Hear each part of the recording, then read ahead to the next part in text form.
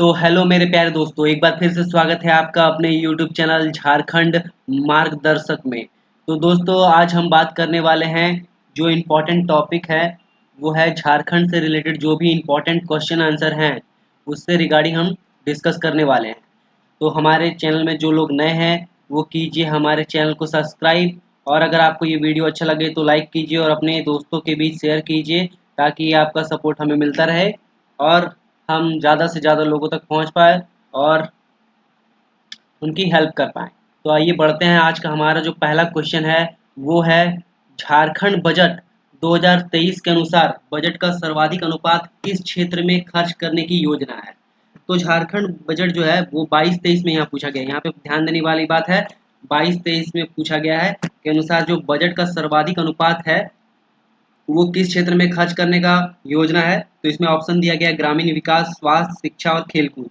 तो इसका सही आंसर जो हो जाएगा वो है जाएगा शिक्षा। 2022-23 की बात है, 2022-23 की। अभी जो करंट है वो हमारा क्या है, 2023-24 का भी बजट आ चुका है। क्या हो गया दोस्तों, 2023-24 का बजट आ गया है। तो उससे रिलेटेड कुछ इंपॉर्टेंट डिस्कशन देखते हैं। तो जो हमारा 2023-24 का जो बजट है वो क्या है, 22-23 के बजट से कितना परसेंट ज़्यादा है इस बार, 15% ज़्यादा है। 22-23 के बजट से कितना ज़्यादा है, 15% ज़्यादा है। और जो कुल बजट है 2023-24 का जो कुल बजट है वो कितना है, वो है हमारा 1,16,418 करोड़। कितना है, 1,16,418 करोड़ रुपए जो है इस बार बजट में राशि निर्धारित की गई है। तो ये कुल बजट का जो अमाउंट है वो इतना ही है।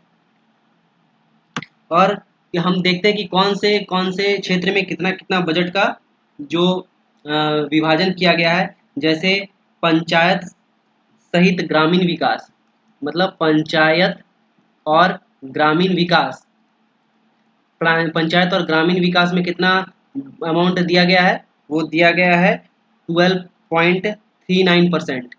सबसे ज़्यादा दिया गया है। ये क्वेश्चन आ सकता है आपका कि पंचायत और ग्रामीण विकास में 2023-24 तो कितना, 2023-24 में कितना एलोकेशन दिया गया, तो 12.39%, मतलब 7,900 करोड़ रुपए जो है वो पंचायती राज और ग्रामीण विकास में खर्च किए जाएंगे। और जो 2023-24 का जो विकास दर है, 2023-24 का जो विकास दर है वो क्या स्थिर मूल्यांकन पर कितना आंका गया है, 7.4%। क्या कितना है, 7.4% क्या है रहने का अनुमान है। 2023-24 का जो विकास दर है, क्या है विकास दर, 2023-24 का जो विकास दर है, 2023-24 का जो विकास दर है वो कितना है, 7.4% अनुमानित है। कितना है, 7.4%।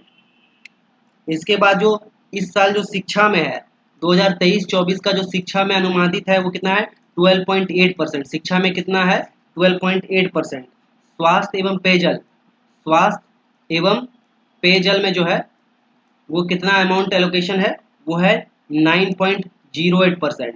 उसके बाद कल्याण, समाज कल्याण में जो है, समाज कल्याण में जो एलोकेशन है वो कितना है, समाज कल्याण में कितना परसेंट दिया गया है इस बार, 8.75%। समाज कल्याण में 8.75%। पेंशन में कितना है, पेंशन में इस बार दिया गया है, पेंशन में दिया गया है 7.51%। पेंशन में कितना दिया गया दोस्तों, 7.51। ऊर्जा में कितना खर्च किया जाएगा, ऊर्जा में जो खर्च किया जाएगा वो खर्च किया जाएगा 6.67%। ऊर्जा में कितना खर्च किया जाएगा, 6.67%। और खास बात है क्या है कि मुख्यमंत्री हेमंत सोरेन ने क्या किया है, मुख्यमंत्री ने हेमंत सोरेन ने क्या किया है, हमीन कर बजट के पेश किया है। इस पर क्या किया है, बजट का नाम क्या है, हमीन कर बजट, जिसका मतलब क्या है, हम लोगों का बजट। हमीन कर बजट का मतलब क्या है, हम लोगों का बजट।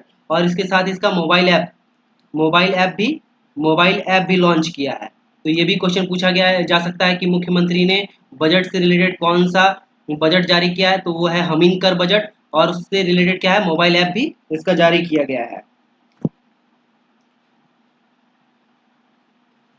तो दोस्तों, ये था हमारा 2023-24 का बजट से रिलेटेड इंपॉर्टेंट फैक्ट। एक बार फिर से हम बता देते हैं, 2023-24 में जो विकास दर है वो अनुमानित कितना किया गया, 7.4% अनुमानित किया गया है। जो कुल बजट है वो कितना है, 1,16,418 करोड़।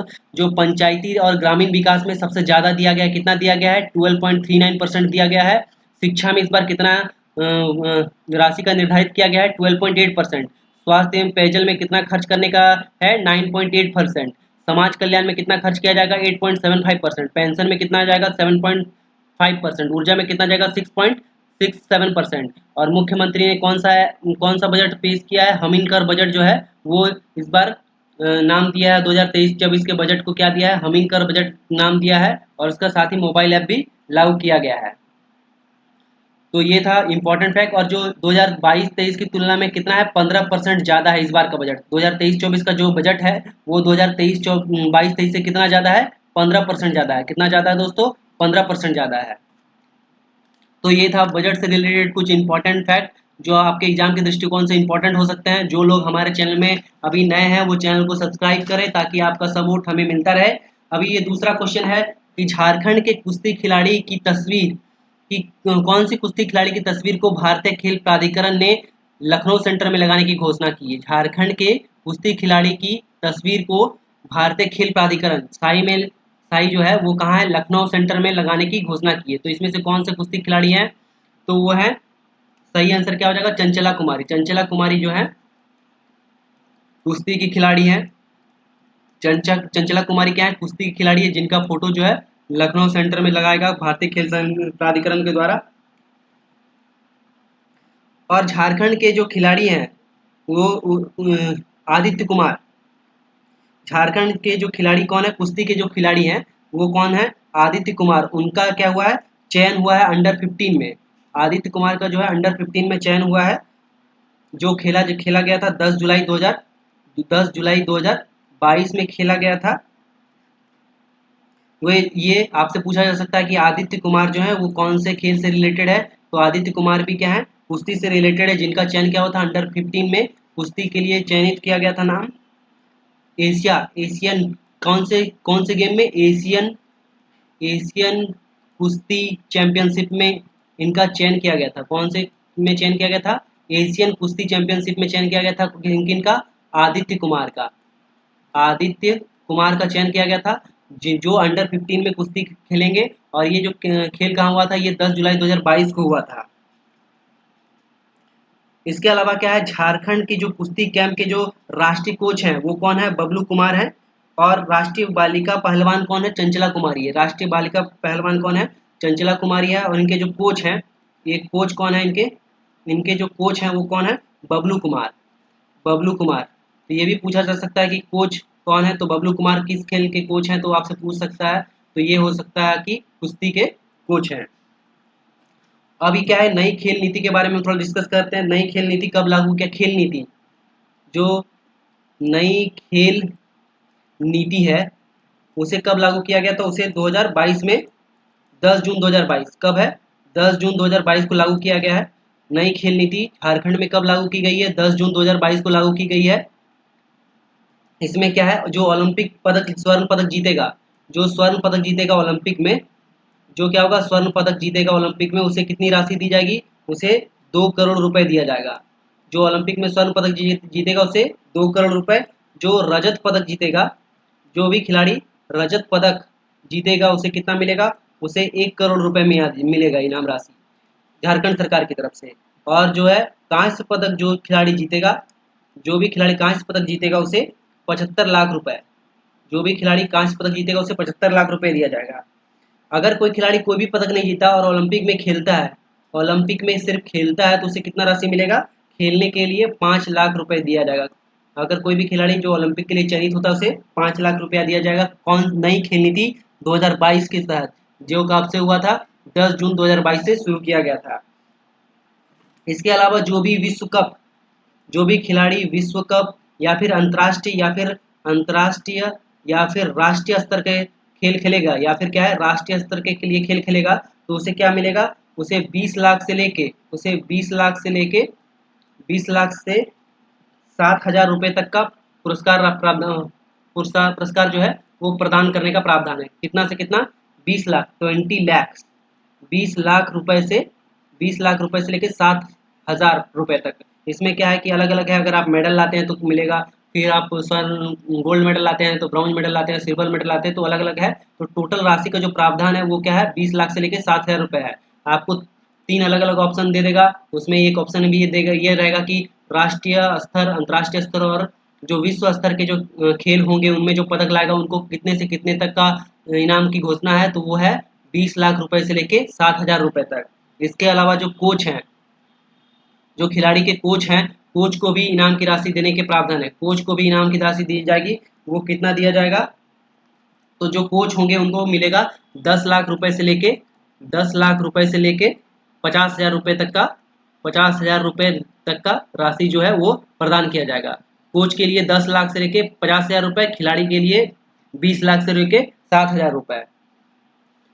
इसी इसी से रिलेटेड कुछ और फैक्ट्स हैं, जैसे कि जो जो क्या है, प्रखंड स्तर पर क्या होगा, प्रखंड स्तर पर क्या किया जाएगा, मिनी स्टेडियम का निर्माण किया जाएगा। नई खेल नीति के तहत क्या है, प्रखंड स्तर पर मिनी स्टेडियम का क्या होगा, स्टेडियम का निर्माण किया जाएगा प्रखंड स्तर पर। और हर गांव में क्या होगा, सिद्धू कानू युवा खेल क्लब बनेगा। हर गांव में क्या होगा, सिद्धू कानू युवा खेल क्लब बनेगा। सिद्धू कानू युवा खेल क्लब का निर्माण किया जाएगा। सिद्धू कानू, हर प्रखंड स्तर पर मिनी स्टेडियम, हर गांव में सिद्धू कानू युवा खेल क्लब, और जिला स्तर पर जो होगा वो जिला स्तर पे आवासीय खेल परिसर का निर्माण किया जाएगा। जिला स्तर पर क्या होगा, जिला स्तर पर आवासीय आवासीय खेल परिसर का निर्माण किया जाएगा जिला स्तर पर।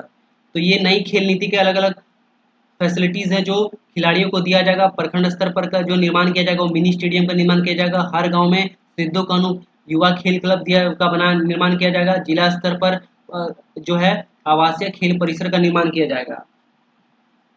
और जो भी खिलाड़ी, अगर अंतर्राष्ट्रीय स्तर का जो खिलाड़ी है, अगर कोई भी खिलाड़ी अंतर्राष्ट्रीय स्तर का खिलाड़ी है तो उसे स्कूल में मात्र कितना है, 25% का छूट दिया जाएगा। मतलब अगर वो 25% का, अगर क्या है, मान लीजिए सब 75% आना है तो वो अगर 50% ही क्लास में आते हैं तो उन्हें ये आराम से क्लास करने दिया जाएगा, उनमें कोई दिक्कत नहीं आएगा। 25% का उसमें छूट दिया जाएगा। उसी तरह अगर कोई राष्ट्रीय स्तर का खिलाड़ी है, अगर कोई भी खिलाड़ी क्या है, राष्ट्रीय स्तर का खिलाड़ी है, तो उसके जो अटेंडेंस है, अटेंडेंस में कितना होगा, 15% की छूट दी जाएगी। कितना परसेंट का छूट दिया जाएगा, 15%। अगर कोई अंतर्राष्ट्रीय स्तर का खिलाड़ी है तो उसके अटेंडेंस में 25% का छूट दिया जाएगा, और कोई राष्ट्रीय स्तर का खिलाड़ी तो उसको 15% का छूट दिया जाएगा। तो ये था नई खेल नीति से रिलेटेड इंपॉर्टेंट टॉपिक। जो भी हमारे व्यूअर्स हैं, वो हमारे जो भी नए नए व्यूअर्स हैं वो हमारे चैनल को सब्सक्राइब करें, ताकि आपको इम्पोर्टेंट जो भी इंफॉर्मेशन है वो मिलती रहे एग्जाम से रिलेटेड। क्योंकि इस बार एग्जाम बहुत ही क्लोज है, मात्र हमारे पास 80 दिन बचे हैं। तो बढ़ते हैं अपने नेक्स्ट क्वेश्चन की तरफ। नेक्स्ट क्वेश्चन, झारखंड में सिंगल यूज पॉलिथीन पर प्रतिबंध कब लगाया गया है? तो ऑप्शन है 30 जून 2022, 15 नवंबर 2022, 1 जुलाई 2022 और 10 जनवरी 2022। तो जो इसका सही आंसर होगा, 1 जुलाई 2022 को क्या किया गया है, सिंगल यूज पॉलिथीन पर झारखंड में क्या किया गया है, प्रतिबंध लगा दिया गया है। झारखंड पे इस पे प्रतिबंध लगा दिया गया है। बढ़ते हैं नेक्स्ट क्वेश्चन की तरफ। नेक्स्ट क्वेश्चन है, झारखंड में सर्वप्रथम पीतल बनाने का कारखाना कब स्थापित किया गया था? पूछा गया है यहाँ पे कि झारखंड में सर्वप्रथम पीतल बनाने का कारखाना कब स्थापित किया गया। तो ऑप्शन दिया गया है 1920, 1930, 1938, 1952। तो जो इसका सही आंसर है वो कितना है, वो 1930 में। 1930 में क्या किया गया था, पीतल बनाने का कारखाना स्थापित किया गया था। कहाँ पे किया गया था, कहाँ पे किया गया था इसकी स्थापना? तो इसकी स्थापना की गई थी सिंहभूम के घाटशिला में। सिंहभूम सिंहभूम जो जिला है, सिंहभूम के घाटशिला में इसकी स्थापना की गई थी 1930 ईस्वी में। इसके साथ ही यहाँ पे क्या है, 1930 में क्या किया गया था, घाटशिला के निकट तांबा शोधन कारखाना, इसका नाम क्या है, तांबा शोधन कारखाना। तांबा शोधन कारखाना जिसको हम लोग क्या बोलते हैं, इसका नाम क्या है, India copper corporation. India copper corporation, India copper corporation की स्थापना हुई थी 1930 में। ये जो तांबा बनाने का कारखाना है, तांबा शोधन कारखाना है, वो क्या है, इंडिया कॉपर कॉरपोरेशन की स्थापना की गई थी 1930 में ही। और जो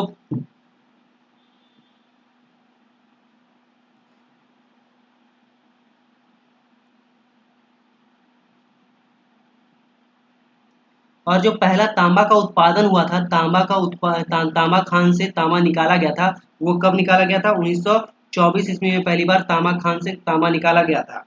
इसके अलावा क्या है? इसके अलावा जो अन्य प्रमुख कारखाने हैं, जैसे क्या है, Tata iron and steel company, Tata iron and steel company limited जो है, टिस्को है, इसकी स्थापना कब की गई? इसकी स्थापना 1907 ईस्वी में की गई।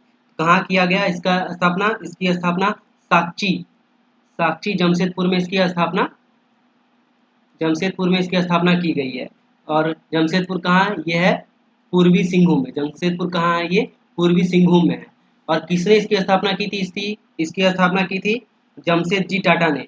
इसकी स्थापना जो की थी, जमशेद जी टाटा नाम के जो व्यक्ति थे, उसके नाम पर क्या हुआ? स्थापित किया गया था। अभी इसका नाम ही टाटा कंपनी है। और यहाँ पे क्या हुआ था? 1911 में क्या हुआ था?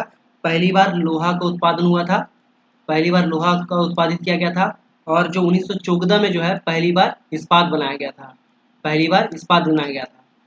तो ये था टिस्को के बारे में। जो नेक्स्ट है वो है जो दूसरा लौह इस्पात कारखाना है, वो कहाँ पे है? वो बोकारो में है। बोकारो में दूसरा है। इसकी स्थापना कब की गई थी? इसकी स्थापना 1964 ईस्वी में की गई थी। इसकी स्थापना कब की गई थी? 1964 ईस्वी में की गई थी। और इसमें जो उत्पादन शुरू हुआ था, इसमें उत्पादन कब शुरू हुआ था? तो इसमें उत्पादन शुरू हुआ था 1978 ईस्वी से इसमें उत्पादन शुरू हुआ था। और ये जो है, बोकारो में जो लौह इस्पात कारखाना स्थापित किया गया था, वो सोवियत रूस के सहयोग से किया गया था। आपसे क्वेश्चन पूछा जाएगा कि जो बोकारो में लौह इस्पात कारखाना है, वो कब स्थापित किया गया? तो वो बोकारो में किया गया 1964 ईस्वी में। उसमें उत्पादन कब शुरू हुआ? उसमें उत्पादन शुरू हुआ 1978 ईस्वी में। किसके सहयोग से शुरू किया गया? सोवियत रूस के सहयोग से शुरू किया गया। इसके बाद तांबा की जो खान है वो कहाँ है? वो मूसाबनी तांबा की जो खान है वो कहाँ पे है? मूसाबनी और बेदिया नाम की जगह यहाँ पे तांबा की खाने हैं। और आपको एक चीज और बता दें कि जो टिस्को क्या है? टिस्को पहला लौह इस्पात उद्योग है। झारखंड का पहला लौह इस्पात उद्योग क्या है? पहला लौह इस्पात उद्योग जो है वो टिस्को ही है। तो ये था इम्पोर्टेंट, जो भी कारखाने से रिलेटेड इम्पोर्टेंट फैक्ट थे वो थे। जो भी सब्सक्राइबर हमारे नए हैं, जो भी हमारे चैनल पे नए हैं, वो चैनल को जरूर सब्सक्राइब करें। बढ़ते हैं हम अपने नेक्स्ट क्वेश्चन की तरफ। हमारा नेक्स्ट क्वेश्चन है, असहयोग आंदोलन के दौरान निम्न में से किसे पलामू का राजा घोषित किया? तो ऑप्शन है प्रताप राय, बिंदुएश्वरी पाठक, धनी सिंह खारवार और यदुवंश सहाय। इन चारों में से कौन सा सही आंसर है? तो जो सही आंसर हो जाएगा वो हो जाएगा धनी सिंह खारवार। जो असहयोग आंदोलन के दौरान जो पलामू का राजा घोषित किया गया था, वो किसे किया गया था? धनी सिंह खारवार को किया गया था। और अभी क्या है, असहयोग आंदोलन कब शुरू हुआ था? तो ये 1920 से लेके 1922 तक शुरू किया गया था। कब से कब तक चला था असहयोग आंदोलन? 1920 से 1922 तक चला गया था। और कब आरंभ हुआ? तो 26 दिसंबर 1920 को शुरू हुआ था। कहाँ से शुरू हुआ था? कांग्रेस के नागपुर अधिवेशन से जो शुरू किया गया था। असहयोग आंदोलन के दौरान ही क्या हुआ था? असहयोग आंदोलन के दौरान ही गांधी जी क्या किए थे? रांची आए थे। असहयोग आंदोलन के दौरान क्या किए थे? गांधी जी जो थे रांची आए थे। और रांची पे क्या हुआ था? रांची में कहाँ रुके थे? रांची में रुके थे भीमराज। रांची में ये कहाँ पे रुके हुए थे? ये रुके थे भीमराज बंशीधर मोदी धर्मशाला। ये कहाँ पे रुके थे? भीमराज बंशीधर मोदी धर्मशाला में ये रुके थे। असहयोग आंदोलन के दौरान गांधी जी रांची आए थे। कहाँ पे आए थे? रांची आए थे। कहाँ पे रुके थे? भीमराज बंशीधर मोदी धर्मशाला में रुके थे। और यहाँ पे ही क्या हुए? यहाँ पे ही गांधी जी जो थे वो ताना भक्तों के संपर्क में आए थे। यहाँ पे ही गांधी जी क्या हुए थे? ताना भक्तों के संपर्क में आए थे। असहयोग आंदोलन के दौरान ही क्या था? 10 अक्टूबर 1920। असहयोग आंदोलन के दौरान क्या था? 10 अक्टूबर 1920 को डाल्टनगंज में जो था बिहारी छात्रों का सम्मेलन हुआ था। कहाँ पे? डाल्टनगंज। डाल्टनगंज में जो था वो बिहारी छात्रों का सम्मेलन हुआ था। बिहारी छात्र सम्मेलन हुआ था। ये का असहयोग आंदोलन के दौरान ही हुआ था। 10 अक्टूबर 1920 को बिहारी छात्र सम्मेलन हुआ था। कहाँ पे हुआ था? ये हुआ था डाल्टनगंज में हुआ था। और इसके जो अध्यक्ष थे CF एंड्रूज। कौन थे इसके अध्यक्ष? CF Andrews. इसके अध्यक्ष कौन थे? CF एंड्रूज इसके अध्यक्ष थे। और डाल्टनगंज में क्या हुआ था? डाल्टनगंज में ही क्या किया गया था? राष्ट्रीय विद्यालय की स्थापना की गई थी। डाल्टनगंज में क्या गया था? राष्ट्रीय विद्यालय। असहयोग आंदोलन के दौरान ही क्या हुआ था? डाल्टनगंज में राष्ट्रीय विद्यालय की स्थापना हुई थी। किसने किया था राष्ट्रीय विद्यालय की स्थापना? तो इसकी स्थापना बिंदेश्वरी पाठक। इसकी स्थापना किसने की थी? बिंदेश्वरी पाठक ने इसकी स्थापना की थी राष्ट्रीय विद्यालय की। और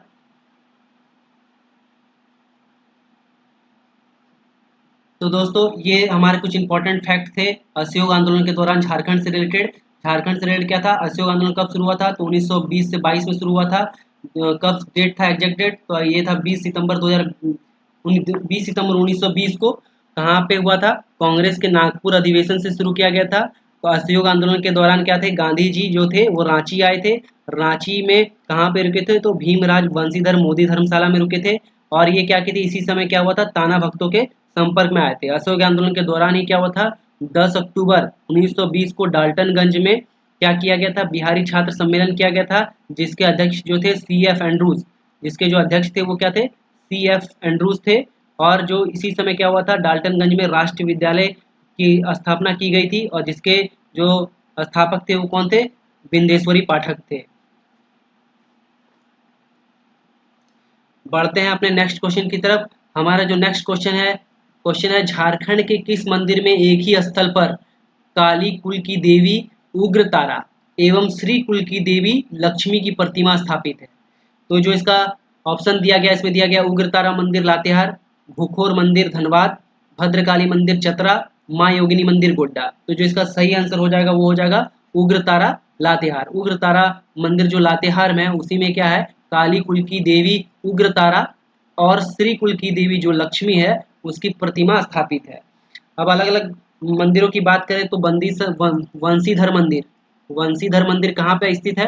तो वंशीधर मंदिर स्थित है नगर उटारी गढ़वा में। बंशीधर मंदिर कहाँ पे स्थित है? नगर उटारी गढ़वा में। आपसे पूछा जा सकता है बंशीधर मंदिर कहाँ पे स्थित है? नगर उटारी गढ़वा में।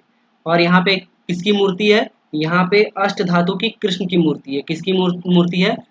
कृष्ण की मूर्ति है। अष्ट धातु से बनी हुई कृष्ण की मूर्ति है।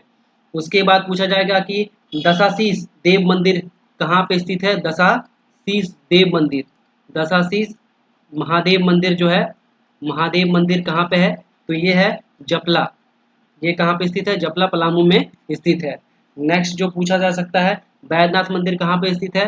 बैद्यनाथ मंदिर कहाँ पे है? बैद्यनाथ मंदिर देवघर में है। बैद्यनाथ मंदिर कहाँ पे है? देवघर में है।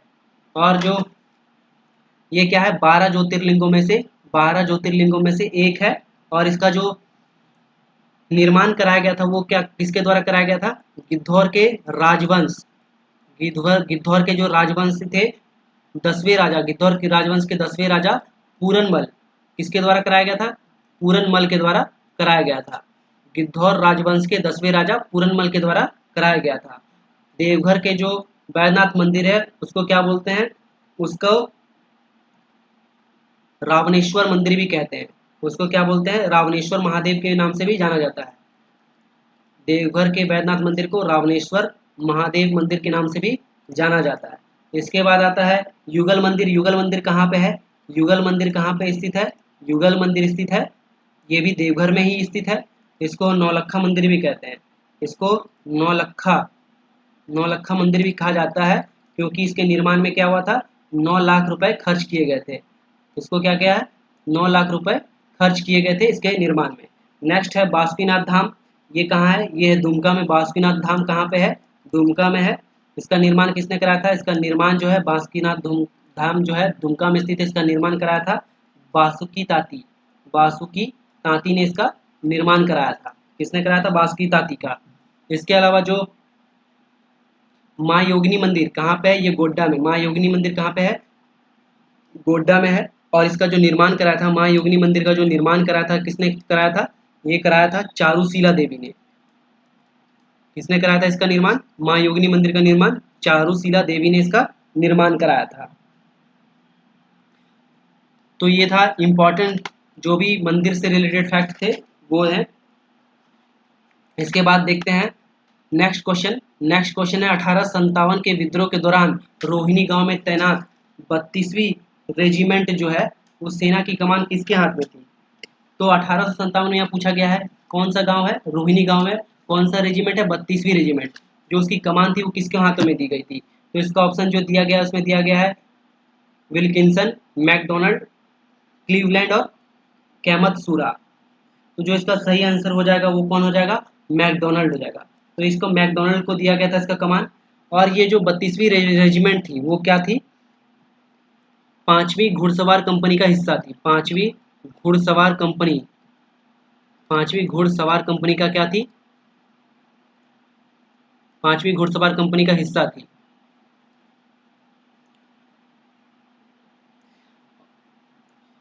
और जब 1857 की क्रांति हुई थी तब क्या हुआ था? 12 जून 1857 को इसमें हमला कर दिया गया था विद्रोही द्वारा। इसमें कौन किसके पे हमला किया गया था? मैकडोनल्ड पे हमला किया गया था।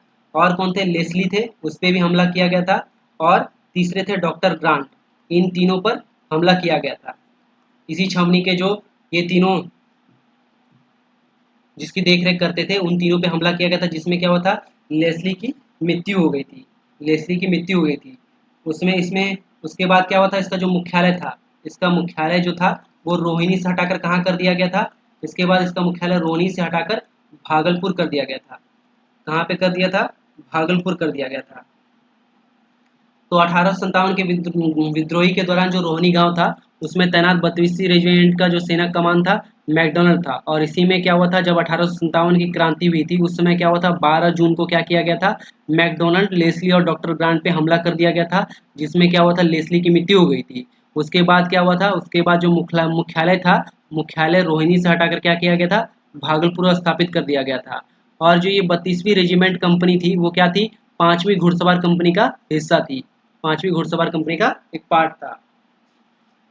बढ़ते हैं अपने नेक्स्ट क्वेश्चन की तरफ। हमारा जो नेक्स्ट क्वेश्चन है पूछा गया है कि सविनय अवज्ञा आंदोलन के दौरान कहाँ जंगल सत्याग्रह चलाया गया था?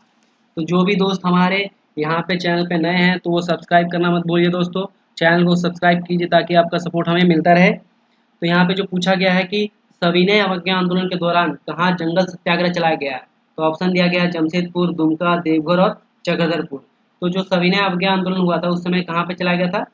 चक्रधरपुर। इसका सही आंसर क्या हो जाएगा? चक्रधरपुर हो जाएगा। जंगल सत्याग्रह चक्रधरपुर में चलाया गया था। अभी जो सविनय अवज्ञा आंदोलन था वो कब शुरू किया गया था? इसका दो चरण था। एक शुरू हुआ था 1930 से लेकर 1931, फर्स्ट चरण जो था। और जो दूसरा चरण था, सेकंड चरण था, वो शुरू हुआ था 1932 से 33 के बीच में। ये सविनय अवज्ञा आंदोलन जो था दो चरणों में हुआ था, 1930 से 31 और 1932 से 33 के बीच में। पहला जो चरण था उस दौरान क्या हुआ था? दांडी यात्रा जो थी, दांडी यात्रा थी, उससे शुरू हुआ था और गांधी इरविन पैक्ट तक चला था। गांधी इरविन जो पैक्ट था, गांधी इरविन पैक्ट तक चला था। और जो दूसरा चरण था वो क्या था? गोलमेज सम्मेलन। दूसरा जो चरण था वो कब शुरू हुआ था? गोलमेज सम्मेलन से शुरू हुआ था। और कांग्रेस के जो पटना अधिवेशन था, कांग्रेस का जो पटना अधिवेशन था 1933 में, उस समय क्या हुआ था? ये समाप्त हो गया था। अब सविनय अवज्ञा आंदोलन के समय क्या हुआ था? रांची में स्थानीय कांग्रेस कमेटी की स्थापना हुई थी। स्थानीय कांग्रेस कमेटी की स्थापना हुई थी जिसके जो अध्यक्ष थे वो कौन थे? इसके अध्यक्ष थे पीसी मित्रा जो थे, या पीसी मित्र भी कहते हैं इनको। पीसी मित्र जो थे उनके नेतृत्व में क्या किया गया था? उनके नेतृत्व में झंडा फहराया गया था। कहाँ पे फहराया गया था? झंडा फहराया गया था। कहाँ पे फहराया गया था? ये रांची में फहराया गया था। किसके नेतृत्व में फहराया गया था? ये फहराया गया था पीसी मित्र के नेतृत्व में। कब फहराया गया था? फहराया गया था ये सविनय अवज्ञा आंदोलन के दौरान। इसी तरह हजारीबाग में भी क्या किया गया था, हजारीबाग में भी कृष्ण बल्लभ सहाय, किसके द्वारा, कृष्ण बल्लभ सहाय, हजारीबाग में भी क्या किया गया था, कृष्ण बल्लभ सहाय के द्वारा क्या किया गया था, झंडा फहराया गया था। कहाँ पे फहराया गया था, झंडा फहराया गया था असहयोग आंदोलन के दौरान, सविनय अवज्ञा आंदोलन के दौरान कहाँ पे फहराया गया था, तो वहाँ की जो कचहरी थी, हजारीबाग की जो कचहरी थी, वहाँ पे झंडा फहराया गया था।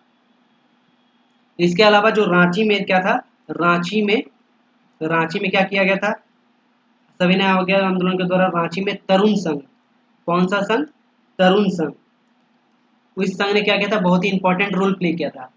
तरुण संघ ने क्या किया था, इंपॉर्टेंट रोल प्ले किया था सविनय अवज्ञा आंदोलन के दौरान। और जब सविनय अवज्ञा आंदोलन का सेकंड फेज था, उस समय क्या था, इस पे प्रतिबंध लगा दिया गया था। फर्स्ट फेज में तरुण संघ ने बहुत अच्छा काम किया, बहुत जोरदार तरीके से भाग लिया सविनय अवज्ञा के फर्स्ट फेज में। पर जब सेकंड फेज आया सविनय अवज्ञा आंदोलन का, उसमें क्या किया, इस पे प्रतिबंध लगा दिया गया। और सविनय अवज्ञा आंदोलन के समय क्या किया, सितंबर 1930 में क्या हुआ, सितंबर 1930 में रांची में स्वदेशी सप्ताह मनाया गया। आपसे क्वेश्चन पूछा जाएगा, स्वदेशी सप्ताह मनाया गया, आपसे क्वेश्चन पूछा जाएगा कि सविनय अवज्ञा आंदोलन के दौरान रांची में 1930 में क्या मनाया गया, तो वो इसका सही आंसर क्या हो जाएगा, स्वदेशी सप्ताह के रूप में मनाया गया।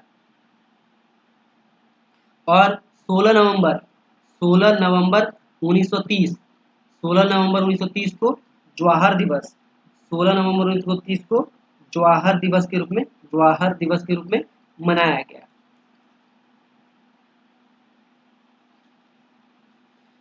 इसके बाद नेक्स्ट जो क्वेश्चन है, वो क्वेश्चन है निम्नलिखित में से कौन से सुमेलित नहीं है, तो इसमें से कौन सा क्या है, मैच नहीं कर रहा है। तो यहाँ पे दिया गया है मुंडारी फोकटेल, रचनाकार हैं पी के मित्रा, मुंडा पुरह W.G. आचार्य, जो मुंडारी लोकगीतों का संकलन है। उसके बाद दिया है मुंडारी ग्रामर P.C. पोर्ट्रेट, और चौथा जो दिया गया है वो क्या है, Mundari and their country S.C. Roy. तो जो इसका सही सुमेलित नहीं है वो क्या है, ये सही सुमेलित नहीं है। मुंडारी ग्रामर के जो लेखक हैं, रचनाकार हैं, वो सी पोर्ट्रेट नहीं है।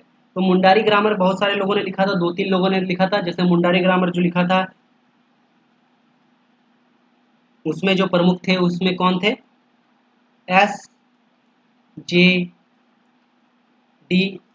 स्मिथ, कौन थे, S.J.D. स्मिथ ने लिखा था मुंडारी ग्रामर, जो लिखा हुआ था S.J.D. स्मिथ ने मुंडारी ग्रामर लिखा था। इसके अलावा जो मुंडारी रचनाकार थे उसमें सबसे प्रमुख क्या है, फादर हॉफमैन आते हैं। क्या कौन आते हैं, फादर हॉफमैन आते हैं। मुंडारी भाषा में जो प्रमुख रचनाकार है उसमें कौन आते हैं, फादर हॉफमैन आते हैं। इसने जो रचना की थी उसमें क्या है, मुंडारी ग्रामर, इसमें जो रचना की थी उसमें क्या था, मुंडारी ग्रामर आता है। इस फादर हॉफमैन द्वारा जो रचित मुंडारी ग्रामर था, उसकी रचना कब की गई थी, 1903 में की गई थी। इसके अलावा फादर हॉफमैन ने क्या किया था, इनसाइक्लोपीडिया मुंडारिक की रचना की थी। कब की थी, 1915 में। किसकी रचना की थी,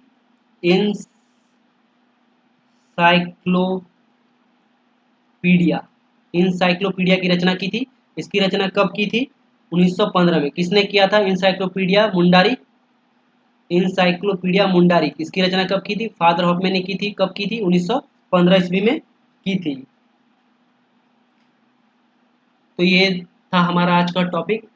मिलते हैं नेक्स्ट वीडियो में दोस्तों। होप आपको ये वीडियो अच्छा लग रहा हो, तो हमारे चैनल को सब्सक्राइब करना मत भूलिए दोस्तों, और अपने दोस्तों के बीच शेयर भी करें ताकि ये वीडियो हमारा ज़्यादा से ज़्यादा लोगों तक पहुंच पाए। मिलते हैं नेक्स्ट वीडियो में, तब तक के लिए धन्यवाद।